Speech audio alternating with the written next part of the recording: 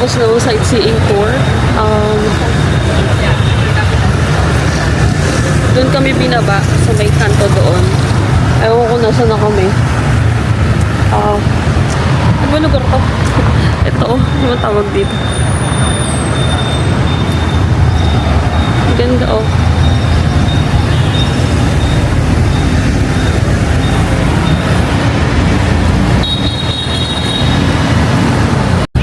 So hindi namin alam kung anong lugar to. Teka yung nakapag-research. Pero feeling ko yung walking street. Si Mr. Ho Chi Minh. Yun. So parang nila to yung luneta natin. Na medyo maliit. Dami oh. Daming tao.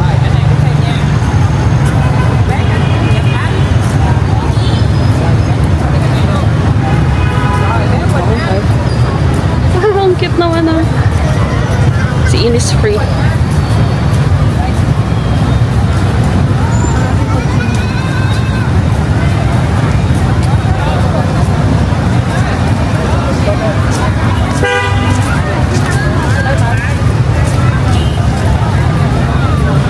Okay, so ayan siya.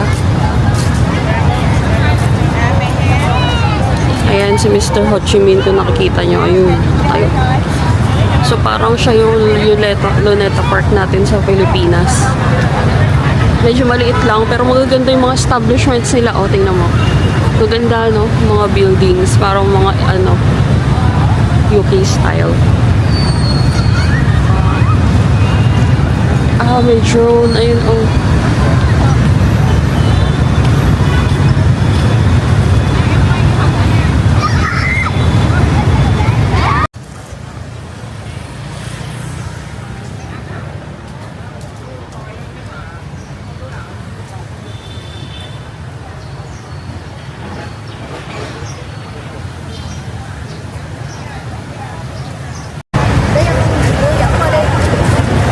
Guys, cafe apartment block. Walang pag-picture eh kasi may merong event dito. So ito lang yung space.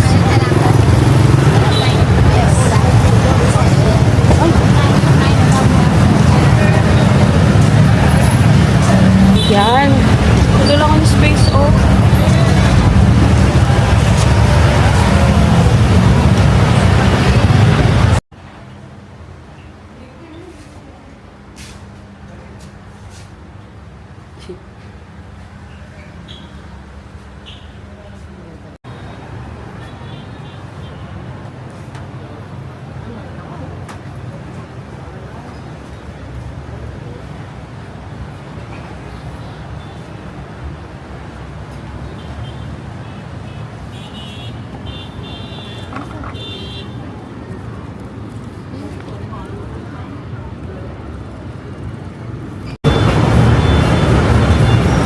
Hello mga lokochera. Dito tayo sa taas ng Cafe Apartments block. Bali, katapat niya lang yung Huyen Walking Street. Tama ba? Huyen Walking Street. Or pakorek ko na lang dito sa caption kung mali ako. Yung pinuntahan naming restaurant is yung The Letter. Actually, hindi namin alam yung floors kasi sa baba parang hindi namin maintindihan yung mga nakalista. Pero nang hula na lang kami, sinundan namin yung kasama namin sa elevator. Bali dito siya napunta sa The Letter. Ang ganda ng ambience niya. Doon ang taas kasi. Ang taas niya. Nakakalula. Ayan. Ayan yung view. Diba? Ang ganda. Ganda na ambience. Nice. Ayun, order kami. Ganda ng lighting. Order kami ng chicken, yung 12 pieces, tapos yung salad, egg salad, tapos yung egg coffee. Try natin. Ganda naman ng background na yan. Ang ganda ng background. Pang over ang thumbnail. Ganda. Nakakalula. Meron tayong slight fear of heights. seats. Pag mga ganito na, hindi tayo makagalaw. Parang nangingilo yung mga tuhod natin. So, ito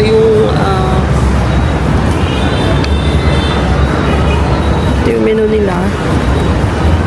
In fairness, mura din yung mga pagkain nila. Yung mga tea, egg coffee, ayan, 75,000 dong. Ayan, may mga soda, cola, 35 lang. May meal, 75,000.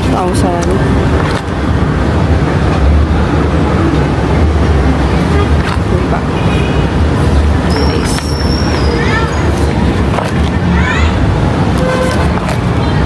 Murang-mura siya. Pili ko yung sihan to. Ayan, ah. Pang 6th floor siya dito sa Cafe Apartments. Tsaka wala masyadong tao. Actually, walang tao, dalawa. Tatlo lang kami nandito. Ayan. So, tingnan natin yung food nila kung ano, masarap yun ba. Sana naman masarap. Though, nagtatry din naman talaga kami ng mga kainan. So, kung hindi ganun kasarap, okay lang din. At least, di ba, tinry natin. Ayun. Siguro lilipat kami ng upuan. Hello po mga kalawatsyera. Lumipat tayo ng upuan. Kanina nandun tayo banda. Hindi na tayo sa may likod lang. Kasi medyo pang malalakas ang loob yun. Nanginaloob natin. So, yun nga. Umorder tayo ng egg salad and then 12 pieces chicken. Tingnan natin kung anong klaseng chicken. Wala kasing walang translation. May picture lang. Maganda naman sa mata. Tapos isang egg coffee. Para matry natin yung egg coffee nila dito. Sabi nila kasi sa Hanoi masarap yung egg coffee, no? So, try natin. Ano ba? Yun lang. Tingnan natin kung masarap. Ang ganda ng lighting. Tulay pula. So, parang ang blue ko tingnan. Nakadaya na naman tayo. Hindi ganyan na itsura ko sa personal. Ayan. Ayan. Thank you. Yeah. So, ito na yung egg coffee. Alam mo, masarap yung coffee nila na to, yung black. May aroma siya na iba na mabango siya. Tapos pag nalasahan mo, parang mas manamis-namis na hindi. Na lasang-lasang mo yung coffee. Iba pala yung coffee talaga nila dito. So, ito na. Actually, ayoko ng egg coffee kasi nalalansahan talaga ako sa itlog. Lalo pag ganito na hindi luto. Ano ba ito? Foam lang ba ito? So, tikman kaya natin yung kape, no? Hindi naman tayo food critic or food reviewer, pero tingnan natin kung sakto ang lasa natin. Minsan kasi may mga pagkain na hindi para sa akin, eh. Para lang kay my loves, pero hindi para sa akin. So, tingnan natin siya.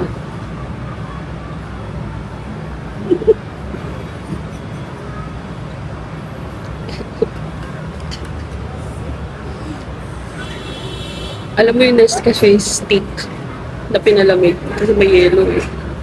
Yun. Tapos, sukal. Straw pa naman. So, parang dumiretso sa ilong ko sa tinikman ko lang. Hindi ko muna siya hinalo. Tinikman ko muna yung kape kasi yun talaga yung gusto ko eh. Parang dumiretso sa utak ko. Parang nangilo pa. So, ito na. Ito natin ko paano.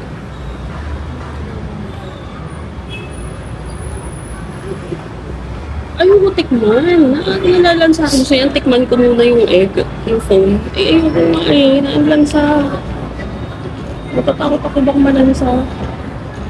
Hindi kasi ako ma-explore sa pagkain. Pag maganda sa paningin, sige fine. Pero yung ganito na alam mo malansa, parang hindi ko siya gamay. Parang hindi para sa akin. Sakto pa naman, magbabangko kami. Exotic food. Wala talaga, parang hindi ko siya,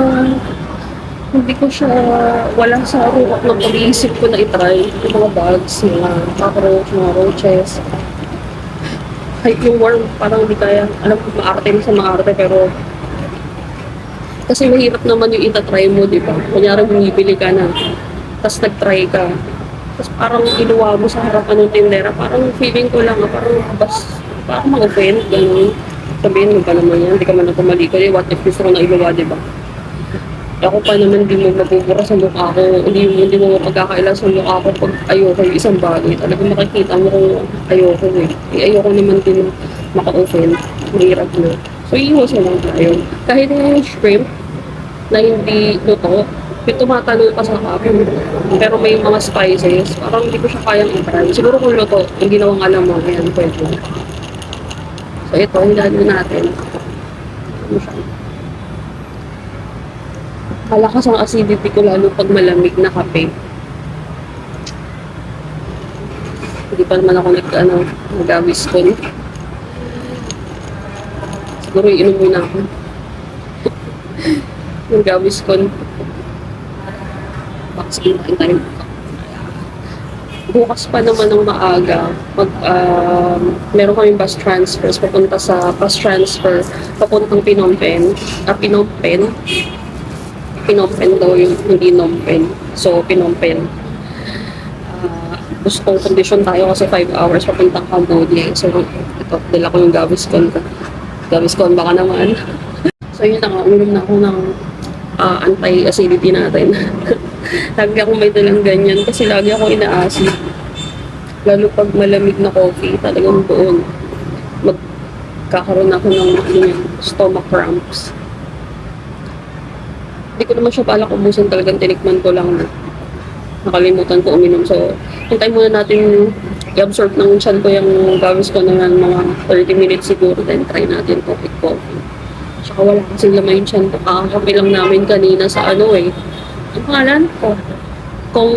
Kong Cafe sa tapat ng Pink Chapel. Yung kilala rin dito sa Saigon. Coconut coffee. Coconut milk coffee. Yung tinry namin. Malamig din siya pero mild yung coffee niya. Parang cafe latte. So hindi ko rin naman siya nagubos. Parang 1/4 ng inom ko. Masarap yung croissant nila, yun lang ang daming tao, super hype yung lugar. Kasi ang ganda ng view, kaharap lang niya yung Pink Chapel. Pangalan is Cafe Kong. Ilalagay ko na rin dito sa video yun, malamang napanood yun na kasi nauna yun eh. So ilalagay ko na lang yung address doon, try nyo na lang din. Tsaka maulan ngayon, kaya ang mode of transportation namin ay Grab. Hindi kami nagtatry magmotor kasi bigla-biglang bumubuso ulan, ayaw naman natin kasakit. So, yun nga. Pero nakapag-sightseeing kami, medyo umumpun lang, nawala rin naman. Tsaka may, yung bus may part na may roof. Kaya may pumapasok na lang kami pag medyo may ambon. Pero, at least nakapag-sightseeing pa rin.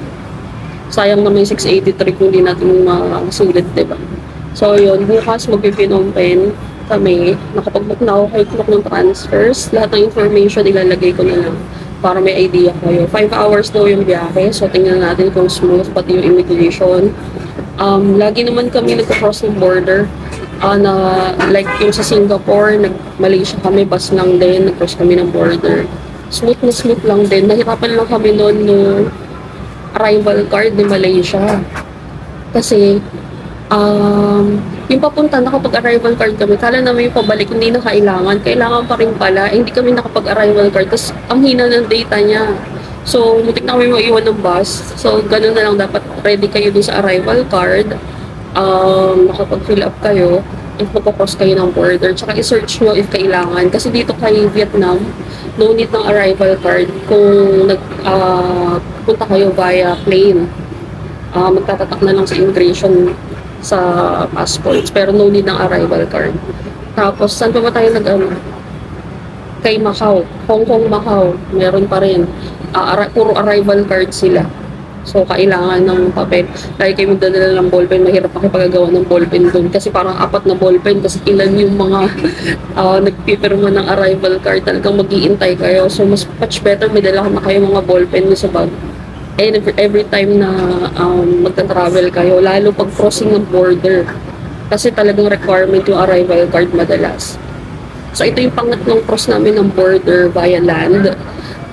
Sanay naman na kami, tsaka doon sa mga napanood kong vlog, mabilis lang kasi bibigay mo yung passport doon sa conductor, tapos sila na yung sa immigration, then titingnan lang kayo din agad. So, tingnan natin kung ganun pa rin kabilis ngayon, no?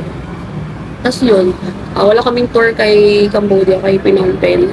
Puro walking, ano lang kami, DIY. Kasi wala talaga, one night lang kami. Then, balik kami rito. Tapos yun, tingnan natin kung gaano kahirap. Alam mo, gusto namin nahihirapan ng ganito. Para na-experience natin na, oy, ganun pala yun.